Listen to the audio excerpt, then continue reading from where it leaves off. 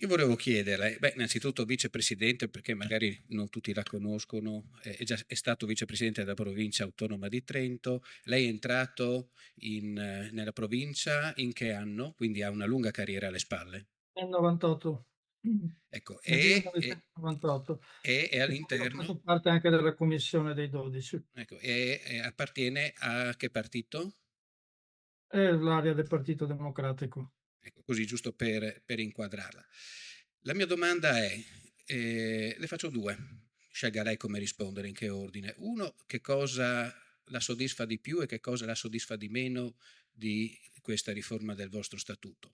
Secondo, che è una cosa che noi non abbiamo, il ruolo, se ha influito in qualche maniera il fatto che il Sud Tirol, visto che adesso si può anche chiamarlo ufficialmente Sud Tirol e non solo Alto Adige, ha alle spalle uno Stato.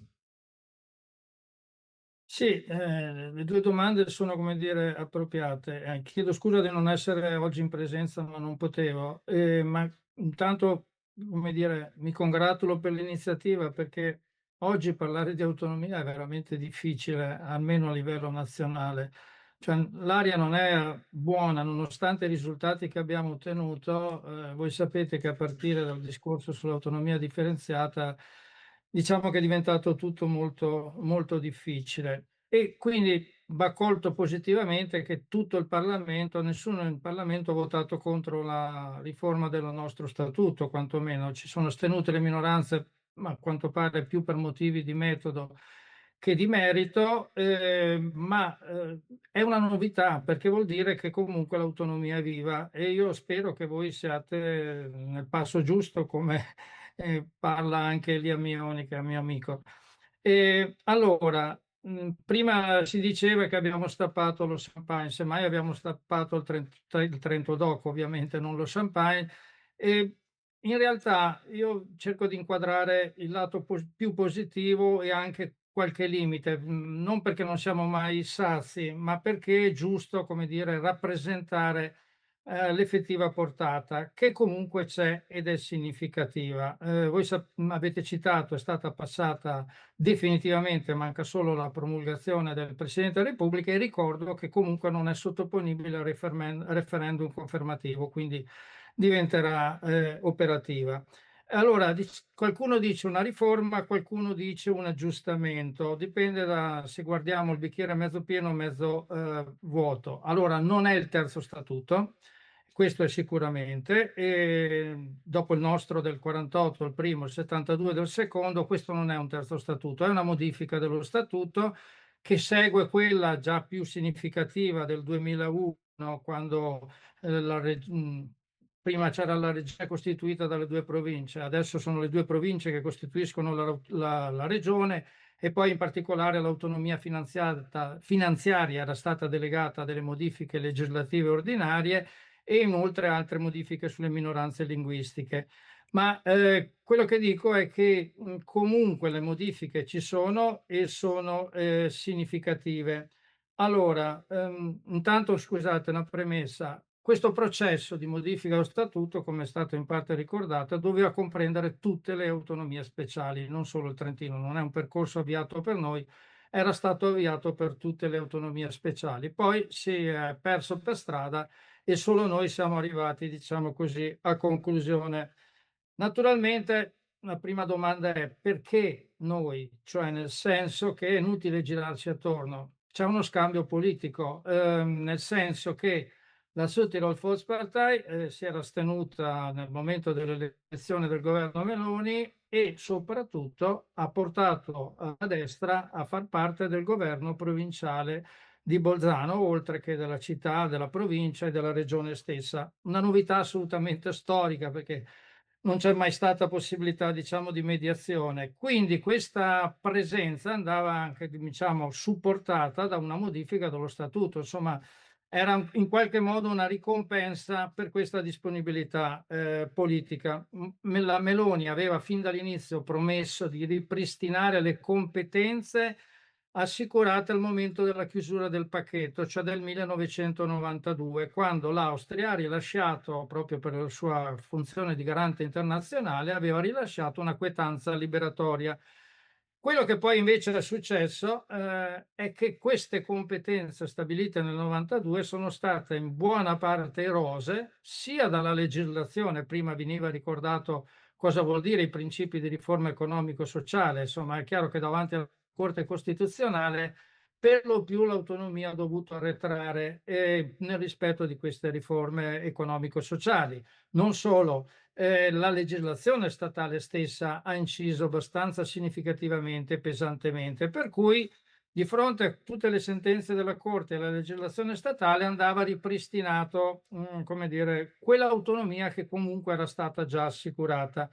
Naturalmente non è automatico, quello che c'è scritto nella riforma dello statuto, perché bisognerà, attraverso norme di attuazione, fare in modo che, si ripristino, come dire, i livelli, di autonomia secondo quanto contenuto nella riforma stessa.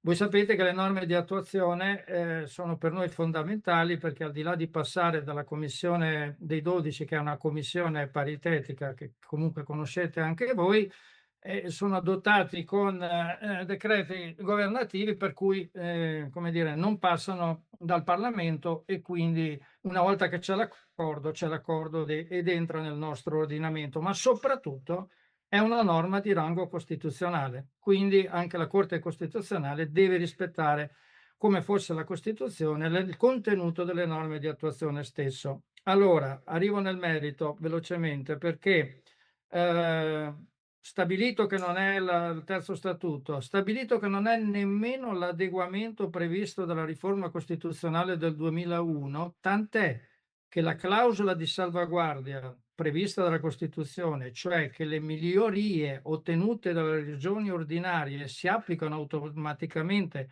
anche alla nostra statuto speciale, rimane. Quindi, insomma, non è ancora la riforma e l'adeguamento dello statuto.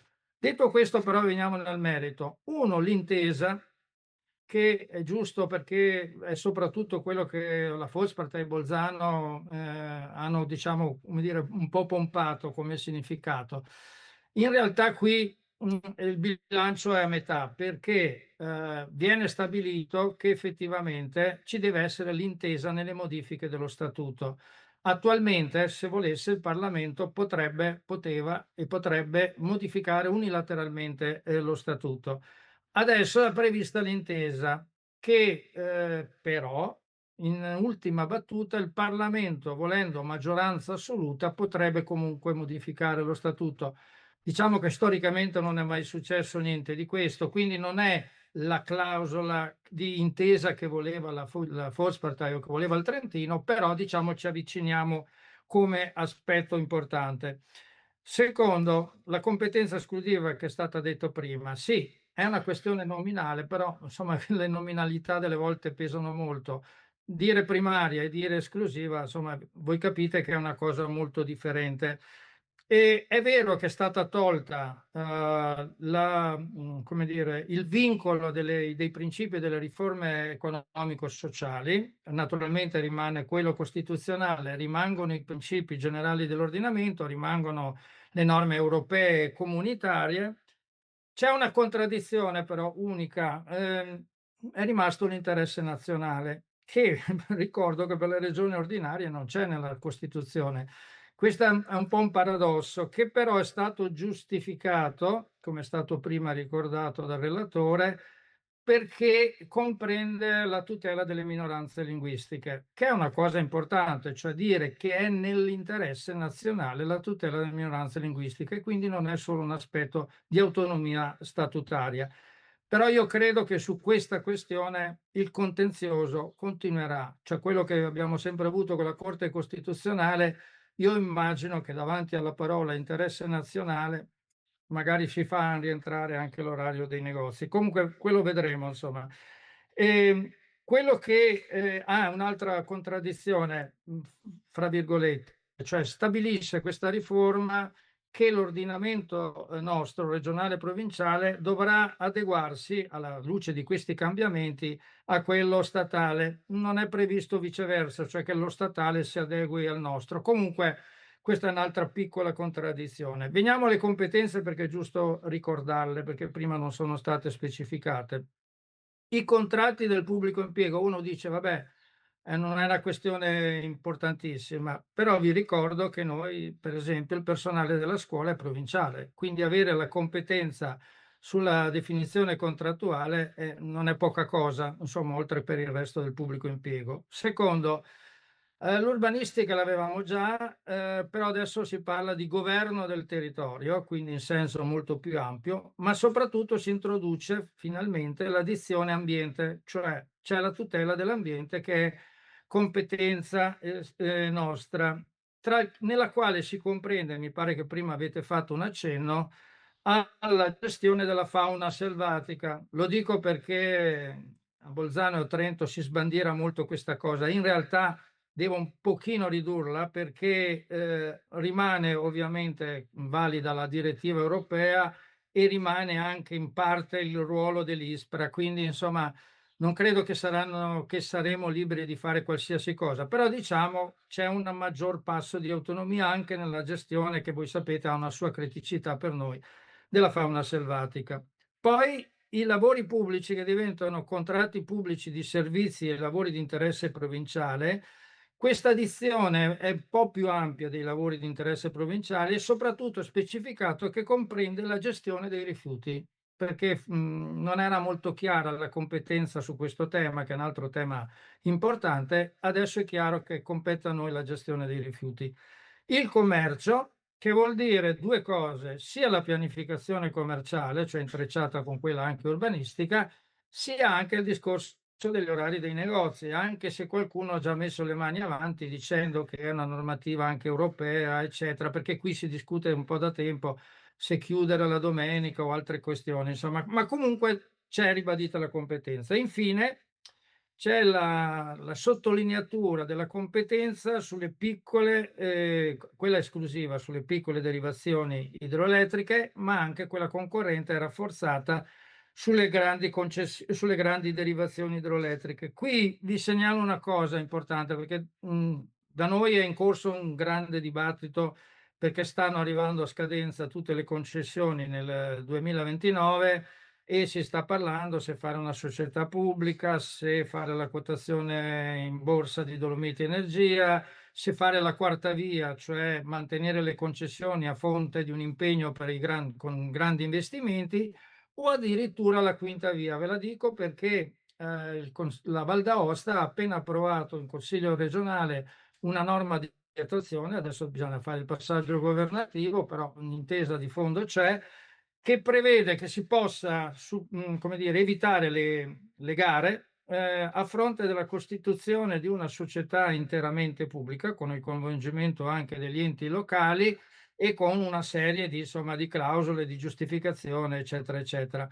È una questione piuttosto che voi immaginate piuttosto importante perché l'autosufficienza energetica, quindi l'uso sia del controllo dell'acqua che abbiamo già in esclusiva col PGUAP, ma soprattutto di poter governare le concessioni e di poterle, visto che le abbiamo già, mantenere, è una questione piuttosto importante.